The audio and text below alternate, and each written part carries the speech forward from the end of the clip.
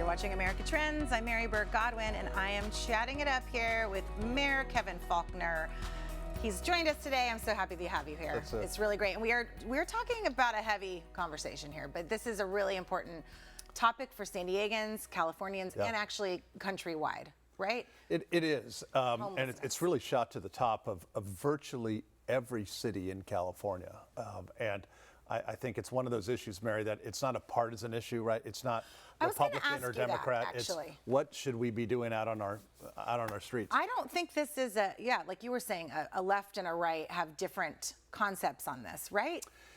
Yeah, but not so. I mean, I think as we were talking about, when it comes to helping people kick the cycle of addiction, when it comes to help making a difference to give people mental health support, those aren't partisan issues. Right. But what I think you see is if you're not acting, if you're not intervening, you're not going to make a difference on the streets. And I have absolutely fall down on the side of action and intervention, because I think if somebody's not in the right mindset to help make some of those decisions for themselves, it's our role. I believe it's our responsibility to say, hey, we're going to help, and we're going to make a huge difference. So as with most things, some things seem to come down to money. So is it a fact of where is the money coming from to fund programs to help people and or build affordable housing and or have these shelters?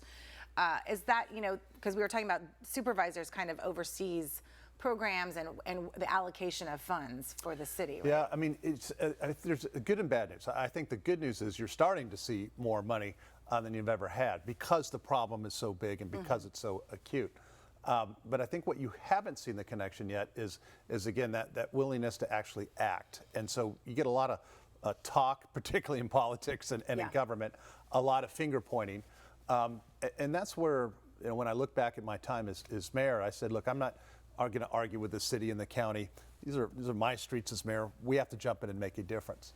And so, again, back to a lot of the lessons learned, I think there's a real opportunity, why I'm running for county supervisor now, is to really take, particularly in the areas of mental health, substance abuse, the county should play a stronger leadership role, particularly for all of the cities, because a lot of the cities don't have the resources. So it is going to be a function of dollars, but it has to be a function of action and actually getting out shelters, building more, putting those services in there, because if you just hope things get better, they don't. And so I think you're starting to see that realization in California, a lot of based on some of the stuff that we were able to do is in San Diego that says action is required. You can't just talk about it. Yeah. And during your term as mayor, your 2 terms as mayor, we noticed in the city that it was just booming and there was not a big homeless issue. I mean, if there was, it wasn't as visible as it is today, because I was driving down in San Diego recently, down in the city, because I live up here in Carlsbad in the suburbs. Yeah. And it is, like you were saying, it's very visible, tent encampments everywhere, and also people roaming the streets, and I was feeling unsafe with my children. Yeah. So that is what we're trying to curb. And with this new law that's going down with the unsafe camping ordinance. So this is prohibiting tent encampments in all public spaces throughout the city if shelter beds are available. Is this what you had in place when you were mayor? It really was. Okay. And it's not a lot of difference, because I think what happened is the new administration came in and took their foot off the gas, did not continue on with bridge shelters and building more of them. And our enforcement posture went way down. And that's the wrong thing that you should be doing. Again, you need to be able to say there's a clean, safe, sanitary place for you to go. Have we been building more of those, or? Well, we need to. And in fact, we became a model, and we had over 25 different cities that come to visit San Diego before COVID. Bob McElroy of Alpha Project, who I think you probably know, doing life-changing work of those bridge shelters, which says, hey, this is a place for you. And to see, Mary, the look on people's faces when they know that people care, when they know that there's not just a bed, but the services are there for them. Yes. It makes a huge difference. And that's who we are as San Diegans. And I think that's what everybody wants to be able to see. And so it's just ensuring that you don't lose focus on that. You don't just think it's somebody else's problem. You say, look, we're going to make a difference. And when you have that mindset, I think you can start to turn things around. Because at these bridge shelters, we are looking to have programs for Yeah. to help people get off whatever drugs they're on or whatever it is, that get the mental health care that they need. There is, and that's one of the things that we learned, which is when we set up the bridge shelters, it can't just be a bed, right? Right. You've got to bring the mental health support, the housing navigation, And maybe job training too. job right? training, and it's you look at everybody as an individual, as the individual that they are. And I always challenged our folks. I said, what is preventing that person from getting that apartment of their own? What is preventing that person from getting that job? And when you treat it that way, and you're able to bring that, again, that help into a location that is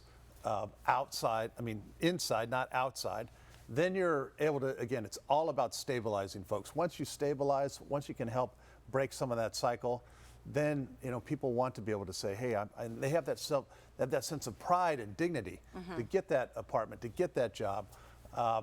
That's when you know it's working.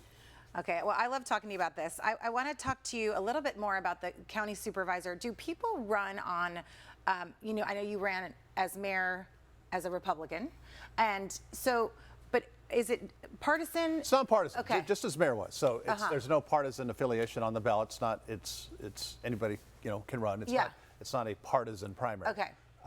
And I think again what I was known for as mayor is really, I think, setting that tone that says, hey, we're going to solve problems. Right. There's no, there's not Republican problems and Right, Democrat because I knew you for a problems. long time, actually, with not even really knowing one way or the other, because I Yeah. think we get along in this moderate world where we agree on a lot of things in the middle, and not far left or far right. I couldn't agree with you more. The solutions lie in actually action and working with How people. do we move that more, our country more towards that? Because Yeah. it seems that the far left and the far right are the most vocal, and kicking up dust for both sides, Yeah. so that there's a problem of us communicating, getting real conversations done. I think there's no doubt, to your point, that it's the most divisive that it's really ever been. And I've certainly noticed it.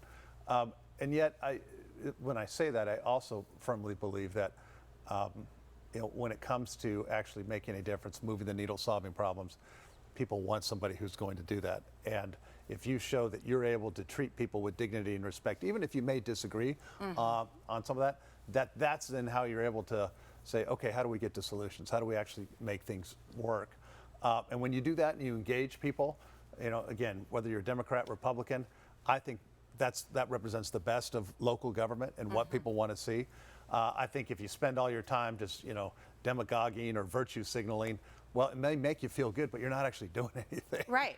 And I don't have time for that. You don't have time for it, and you can't really get any work done, right? In all that. So I appreciate you coming in here Well, thank you. today It's great so to be much. here. So No, good to see you. great to see you again. I love it. Mayor Thank you. Faulconer. Okay, KevinFaulconer.com. I'm going to spell that because a lot of people misspell your last name, don't they? Faulconer. KevinFaulconer.com. On Instagram as well. Yes, you have a I do. little Instagram presence at Kevin Faulconer on Instagram. Thank you so much for stopping by great to be back. America Trends. And we've got more America Trends following this quick break. You can find us on social at America Trends TV on Instagram, Facebook, and X. What's this new thing, X? Are you on X? Do you even know what that is? Yes. It's some building in San Francisco. Yeah.